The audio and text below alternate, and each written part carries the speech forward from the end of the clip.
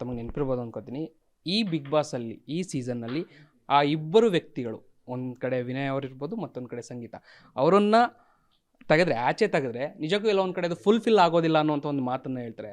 ಯಾವ ಸೀಸನ್ನಲ್ಲೂ ಈ ರೀತಿ ಒಬ್ಬ ಸ್ಪರ್ಧಿ ಅಥವಾ ಒಂದಿಬ್ಬರು ಸ್ಪರ್ಧಿಗಳನ್ನು ಮೆನ್ಷನನ್ನು ಮಾಡಿ ಅವರ ಹೆಸರುಗಳನ್ನು ಇವರಿಂದ ಬಹಳ ಅದ್ಭುತವಾಗಿ ಶೋ ಬಂದಿದೆ ಅನ್ನೋಂಥದ್ದನ್ನು ಹೇಳಿರಲಿಲ್ಲ. ಬಟ್ ವಿನಯ್ ಗೌಡ ಅವರ ಹೆಸರು ಈ ಸರಿ ಅದರಲ್ಲಿ ಖ್ಯಾತಿಗೆ ಒಳಗಾಗುತ್ತೆ.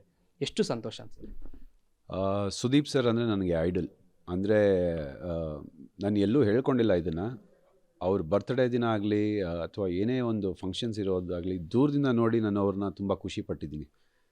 ಹತ್ತಿರದಿಂದ ನೋಡಿದ್ದೆ ನಾನು ಬಿಗ್ ಬಾಸ್ ವೇದಿಕೆ ಮೇಲೆ. ಆ್ಯಂಡ್ ಅವರು ನನ್ನ ಹೆಸರಿಟ್ಟು ಕರೆದಾಗ ಆದಷ್ಟು ಸಂತೋಷ ನನಗೆ ಯಾವತ್ತೂ ಆಗಿಲ್ಲ. ಅದರಲ್ಲೂ ಅವ್ರ ಬಾಯಿಂದ ಇಂಥ ಮಾತು ಬರೋದು ಅಂತಂದರೆ ನನಗೆ ಟ್ರೋಫಿ ಗೆದ್ದಷ್ಟೇ ಸಂತೋಷ. ಸೊ ಆ ಒಂದು ಮಾತು ನಿಜವಾಗ್ಲೂ ತುಂಬ ರೆಸ್ಪೆಕ್ಟ್ ಮಾಡ್ತೀನಿ. ಆ್ಯಂಡ್ ಅದೆಲ್ಲ ಅವ್ರು ಕೊಟ್ಟಿರೋ ಪ್ರೀತಿ. ಇವತ್ತಿಗೂ ನಾನು ಅಲ್ಲಿ ಏನು ಆಡಿದೆ ಅಂತ ನನಗೂ ಆಶ್ಚರ್ಯ ಆಗುತ್ತೆ. ಅಷ್ಟು ಪ್ರೀತಿ ಕೊಡ್ತಾ ಇದ್ದಾರೆ ಜನರು ಅಂತಂದರೆ.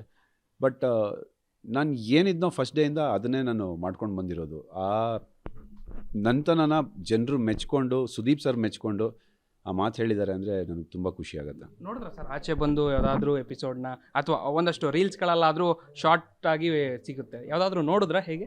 ನಾನು ಅದೇ ಒಂದು 3-4 ಅವರಿಂದ ಅದನ್ನೇ ಸ್ಕ್ರಾಲ್ ಮಾಡ್ತಿದ್ದೆ. ಸಾಕಷ್ಟು ಪ್ರೀತಿ ಕೊಟ್ಟಿದ್ದಾರೆ. ಆ ಒಂದು ಹ್ಯಾಶ್ಟ್ಯಾಗ್ಗಳು ನೋಡ್ತಾ ಇದ್ರೇ ಖುಷಿ ಆಗುತ್ತೆ. ಮುಂಚೆ ಒಂದಷ್ಟು ನೆಗೆಟಿವ್ ಓಡ್ತಿತ್ತು ಅಂತ ಹೇಳಿದ್ರು. ಅದನ್ನು ನಂಗೆ ನೋಡೋದಕ್ಕಾಗಿಲ್ಲ ಇನ್ನು, ಬಿಕಾಸ್ ತುಂಬ ಕೆಳಗೋಗ್ಬಿಟ್ಟಿದೆ ಅದು. ಬಟ್ ಖುಷಿಯಾಗೋದೇನು ಅಂದರೆ ಯಾರು ನೆಗೆಟಿವ್ ಮಾತಾಡ್ತಿದ್ರೋ ಅವರೇ ಇವತ್ತು ಒಂದು ನೆಗೆಟಿವ್ ಮಾತಾಡಿರೋರು 100 ಪಾಸಿಟಿವ್ ಮಾತಾಡ್ತಾ ಇದ್ದಾರೆ ನನ್ನ ಬಗ್ಗೆ. ಆ್ಯಂಡ್ ಅವರಿಂದಾನೇ ನಾನು ಬೆಳೆದಿರೋದು. ಅವರು ನೆಗೆಟಿವ್ ಮಾತಾಡದೆ ಹೋಗಿದ್ದರೆ ನಾನು ಬೆಳೀತಾ ಇರಲಿಲ್ಲ ಅಂತ ಅಂದ್ಕೊತೀನಿ. ಆ್ಯಂಡ್ ಈ ಪ್ರೀತಿ ಸಿಗ್ತಾ ಇರಲಿಲ್ಲ ಅಂದ್ಕೊತೀನಿ. ಸೊ ಅವ್ರಿಗೆ ಫಸ್ಟ್ ಥ್ಯಾಂಕ್ಸ್ ಹೇಳಬೇಕು ನಾನು. ಒಂದು